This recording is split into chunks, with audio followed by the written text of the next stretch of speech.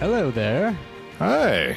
and welcome to Cool album covers. I'm Mark Major, And I'm Rich Batchelor. episode 21. Men who could be made out of wax.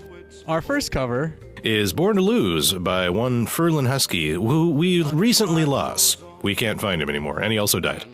Ferlin here, I saw some photos of him from more recent years. He had taken to dressing in a one-piece kind of white Elvis jumpsuit. Was he a mechanic? If Elvis was. And that's why people always liked Elvis. He was a truck driver who made good. But yeah, here, the Husky child, with his vintage Subway No Burgers sticker, which was added later to the design. He would have approved. I love his yellowness and his waxiness and how good-natured he looks. He's at the beginning of his career. He's a young man here, but already yellow and waxy like a man who knows he's headed for the record books. There's some language on the back of the album about the things Ferlin does to a song that over the years got a lot of probably unintentional laughs out of my crew, I know. He's born to lose when he's not sitting on a rainbow. Next cover, Jimmy Rodgers. Hi!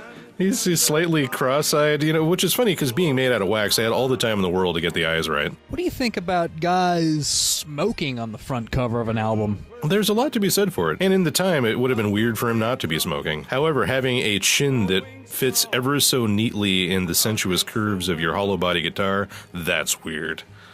And that little spit curl. Do you think that Stray Cats guy has this album? Brian Setzer? Almost certainly. And for that matter, I still haven't listened to this one yet. I bought it just for the cover. Awesome guitar. It's an awesome guitar. It's an awesome cover. And frankly, I don't know a lot about this Jimmy Rodgers, but I imagine that his career suffered at least a little bit because his name is Jimmy Rodgers, and he's not the other far more famous Jimmy Rodgers, the Yodelin Brakeman. All right, next cover, Buck Owens, the best of Buck Owens. And should we start off talking about his jacket or the hair? It's hard to know where to begin. Buck's in a bit of a pensive mood, or at least his wax avatar is. And yeah, they placed a short little, you could set your watch by that haircut, wax haircut on top of him, and then we come to the coat. The coat starts at fantastic and ends at amazing. It's true. He probably got drunk and lost it.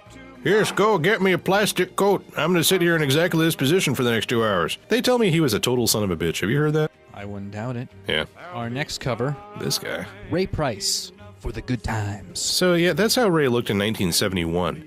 Ray has looked more or less like that since before 1971 and since 1971. I recently saw him, of all things, on the Mike Huckabee show on Fox News. Weird. Yeah, weird anyway. Huck played bass, as a matter of fact, while Ray stood there and sang. And yeah, Ray actually is made of wax. He has not appreciably changed in the last, 30 plus years. Did he still dress like he was a detective from Dragnet? No, he has about to interrogate you. He's moved on from the countrypolitan look, which frankly he should have stuck with. Look at him. He's great. I bet you Jack White could easily pull off that look. Yeah, the fact that Jack White has not previously tried, to the best of my knowledge, is amazing.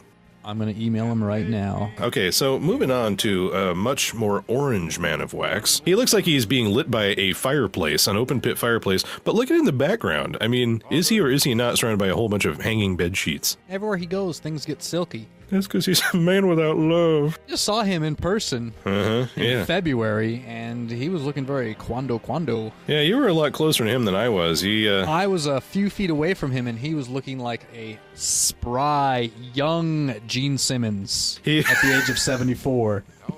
Yeah, and he also has put on like about a good 50 pounds worth of what appeared to be cream cheese since this photo was taken. Well, even then, you'll note that handsome is not exactly the word. There are earlier Engelbert albums where he looks like Leonard Nimoy. And then here, at least, he has his cool sideburns on, but still. You can still see the Leonard Nimoy poking through. You really can. He's not what I would consider handsome, but it's true that ladies everywhere who are fond of really bland music find him deeply attractive. It's a plus-minus thing.